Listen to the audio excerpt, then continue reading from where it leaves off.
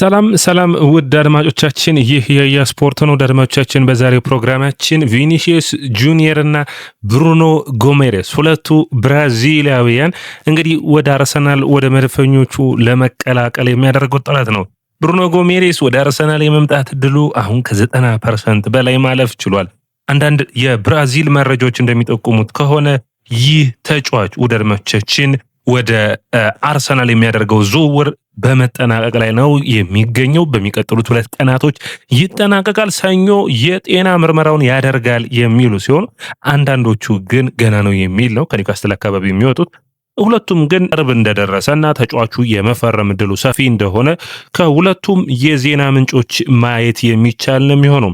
ቪኒሲየስ ጁኒየር እና አርሰናል ዴቪድ ኦርነስቲን ዛሬ አዲስ ዜናን ይዞ ወጥቷል። ነገር ግን ትናንት ሃንድስ ኦፍ አርሰናል ዛሬም ሃንድስ ኦፍ አርሰናል ከዘገበው ጋር ተመሳሳይ ነው ማለት የሚቻል ነው የሚሆነው። እንግዲህ መድፈኞቹም ባለፉት ዓመታቶች ላይ የነበረባቸውን የቡድን ግንባታ ጨርሰው ቡድኑን በተለየ ብቃት በተለየ አቅም ቡድኑን ወደ ሌላ ከፍታ ማሳደግ የሚችሉ ተጫዋቾች ላይ አተኩረው እየሰሩ እንዳለ ይታወቃል።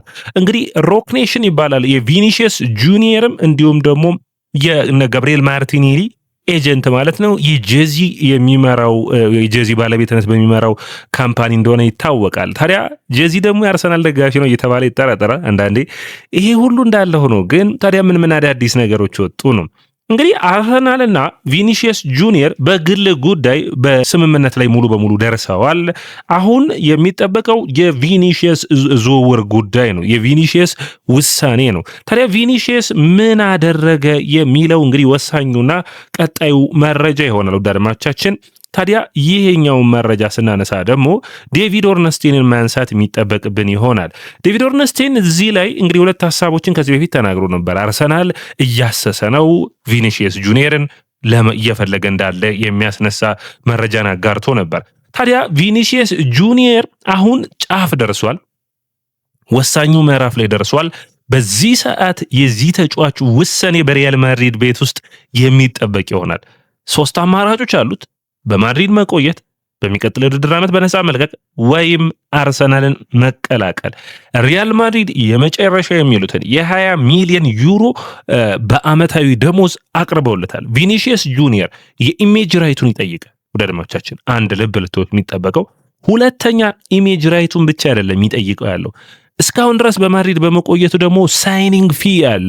ኮንትራቶችን ስታድስ በቡድን ውስጥ በመቆየት ያንንም ይፈልጋል የሚሉ መረጃዎች ወጣዋል። እንግዲህ ወደ አድማጮቻችን በማድሪድ እና በቪኒሲየስ መካከል ያለው ሁኔታ ቀላልና ቅርብ ነው የሚባል አይደለም። በድርድር የመፈታቱ ነገር በጣም አጣብቂኝ ነው። ሜቢ እንግዲህ በእግር ኳስ አይታወቅም። ፍሎረንቲኖ ፔሬዝ ሀሳባቸውን አንዴ ቢለውጡ እነዚህ ልዩነቶች ማጥበብ የሚቻልበት እድል ይኖራል። ነገር ግን አሁን ቪኒሲየስ እና እንዲሁም ደግሞ ኪሊያን ምባፔ አንድ ቡድን ውስጥ የሚቆዩ የመምሰል እድሉ ከጊዜ ወደ ጊዜ እየራቀ ነው።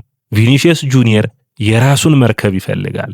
አንድ መርከብ 2 ካፒቴን ሊኖራት አያስፈልግም እና ቪኒሲየስ የመልቀቅ እድሉ ጫፍ የደረሰ ይመስለኛል። ወደ አርሰናል ይመጣል ወይ? ቀጣዩ ማረፊያው አርሰናል ነው የሚሆነው። ብሩኖ ጎሜሬስ ገብርኤል ማጋሌስን በመቀጠል አርሰናል የሚቀላቀል ይሆናል። በዘረኝነቱ ረገድ አርሰናል በጣም ሽፋን የሚሰጠው ይሆናል ብዬ አስባለሁ። ቡካዮ ሳካ፣ ገብርኤል ማጋሌስን ማንሳት ትችላላችሁ። አርሰናል ታይቶ በማይታወቅ መልኩ ነው ገብርኤል ማጋሌስ ፍጹም ቅጣት ምቱን ከሳተ በኋላ ከአርሰናል ደጋፊዎች ያገኘው ድጋፍ እና ይሄ ሳቢ የሆነ ነው።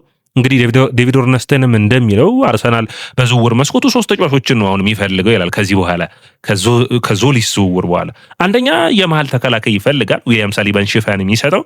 ሌላኛው የሚፈልጉት የብሩኖ ጎሜሬስ ዝውውር ነው። ጫፍ ደርሰዋል ብሏል ራሱ ዴቪድ ኦርነስቲን። አሁን የመጨረሻ የሚባለው ድርድሩ በጭማሪዎች ላይ የሚደረጉ ድርድሮች ናቸው። በቅርቡ ይወሰናል። በመቀጠል ቪኒሲየስ ጁኒየር ነው፣ የግራ መስመሩ ነው። የቪኒሲየስ ጁኒየር ዝውውር ካልተሳካ በቀጥታ ድርድራቸውን የሚያደርጉት ወደ ጁሊያን አልቫሬዝ ያዝወራሉ ማለት ነው መድፈኞች። እንደዚህ አይነት ኢሊት ተጫዋቾች አንድሬ በርታ በቀጥታ ተጫዋቹን አግኝተው አነጋግረውታል ወደ አርሰናል እንደሚመጣና አርሰናሎችም በዚህ ተጫዋች ላይ ያላቸውን እምነት አሳድረዋል ይላል። እንግዲህ ኤስፒኤን ብራዚል ደግሞ ወደ ቪኒሲየስ ጁኒየር እና ብሩኖ ጎሜሬስ አንድ ላይ ነው እንግዲህ ዛሬ ዘገባውን ማቀርብላችሁ። ኤስፒኤን ብራዚል እንዳቀረበው ከሆነ ደግሞ ተስማምቷል ነው የሚለን። ብሩኖ ጎሜሬስን 70 ሚሊዮን ፓውንድ በቀጥታ የሚከፈል እየታየ የሚጨመር 10 ሚሊዮን ፓውንድ ነው። ነገር ግን ዴቪድ ኦርነስቲን ጫፍ ደርሷል ነው እንግዲህ ጫፍ ደርሷል የሚለውን እንግዲህ በተለያዩ መረጃዎች አይተናል። አንዳንዶቹ ግን ሰኞ ድረስ የጤና ምርመራውን አድርጎ ከአርሰናል ስብስብ ጋር ይቀላቀላል የሚል ነው። እንግዲህ የአርሰናል የምልመላ ክፍል ታዲያ ሁለቱን ካወቀ አርሰናል ተከላካይ መስመሩ ላይ ማንን ያመጣል የሚለው ሌላኛው ጥያቄ ሆኖ መነሳት የሚጠበቅበት ነው አይደል አድማጮቻችን። ዛሬ የጂሮናውን የቀይ መስመር ተመላላሹን እንዲሁም ደግሞ የግራ መስመር ተመላላሽ መሆን የሚችለውን ተጫዋች እንግዲህ በሚገባ ያጤኑበት ይገኛሉ። የቀኝ መሃል ተከላካይ መሆን የሚችለውን ተጫዋች ማለት ነው። ይህንን ተጫዋች ዛሬ የአርሰናል መልማዮች በጂሮናና አርሰናል የሚያደርጉት ጨዋታ ላይ ተመርኩዘው አራኖ ማርቲኔዝ ይባላል። 22 ዓመቱ ነው። ወደ 8 ሚሊዮን ዩሮ አካባቢ ይገመታል። ይህንን ተጫዋች በሚገባ የሚመለምሉት ይሆናል። የአርሰናል የታዳጊ ቡድን እንግዲህ የፔርሜል ሳከር ከለቀቀ በኋላ የአካዳሚ ኃላፊውን አላገኘም ነበር። ባለፈው ዝውውሩ የተጠናቀቀው አርሰናሎች ከስፖርቲንግ ከስትራስቡርግ ያመጡት የታዳጊ ቡድኑ የምልመላ ኃላፊ ሆነው ያንን ሰው አሁን በይፋ የሚያስታውቁት ይሆናል። ስሙ ፓስካል ዲሜሽሌስ ይባላል። እንግዲህ ጥሩ የሆነ ልምድ ያለው ተጫዋች እንደሆነ መርሳት የለብንም። አርሰናሎች እንግዲህ በሚገርም ሁኔታ የብሩኖ ጎሜሬዝ ዝውውር ተጠናቀቀ ማለት ውድ አድማጮቻችን ብሩኖ ጎሜሬስ ማለት እንግዲህ በፕሪሚየር ሊጉ ማለት ነው ባለፉት 3 ዓመታቶች ውስጥ ከ200 በላይ ዱዋሎችን ያሸነፈ ፖሴሽኑን ያደረገ ታክል ያሸነፈ ፋውሎችን ማሸነፍ የቻለ አስደናቂ ተጫዋቹኑ መመዝገብ የሚችል ነው። የብሩኖ ጎሜሬስ የዴክላን ራይስ እና የኦዴጋርድ ወይም ደግሞ ያለበለዚያ በዛ ቦታ ላይ የሚሰለፈው ኤዜ አርሰናልን በሚገባ የሚያሻሽሉት ነው የሚሆኑት። እንግዲህ ቪክቶር ዮኬሬስ እንዲሁም ደግሞ በግራ መስመር ላይ የሚጠበቀው ነው ቪኒሺየስ ጁኒየር እና ቡካዮ ሳካ ደግሞ ዮኬሬስ ላይ ተጫዋቾች ሳካ ላይ ብቻ እንዳያተኩሩ የሚያደርግ አርሰናልን ጠንካራ የሚያደርግ ነው የሚሆነው። እንግዲህ መድፈኞቹ በተለያየ ሁኔታ ላይ የተለያዩ ተጫዋቾችን እያደረጉ ነው። የብሩኖ ጎሜሬስ መምጣት አርሰናሎች የማርቲኔሊን ደግሞ ከስብስቡ የሚለቅበት እድል እንደሚኖር መረጃዎች ያሳያሉ። እንግዲህ አርሰናል ታዲያ እንደ ኮት ኦፍ ሳይድ ዘገባ ከሆነ ገብርኤል ማርቲኔሊን ሊያስፈርሙት የሚፈልጉ ቡድኖች አንደኛው ኒውካስትል ነው፣ ሌላኛው ማንቸስተር ዩናይትድ ነው፣ ሌላኛው ባየር ሙኒክ ነው። አርሰናል 50 ሚሊዮን ፓውንዶችን አስቀምጦበታል። አርሰናሎች ያኮቭ ሮማኖ እንደ አማራጭ እያዩት ከሚገኙት የመሃል ተከላካይ አማራጮቻቸው መካከል አንዱ ተጫዋች ነው።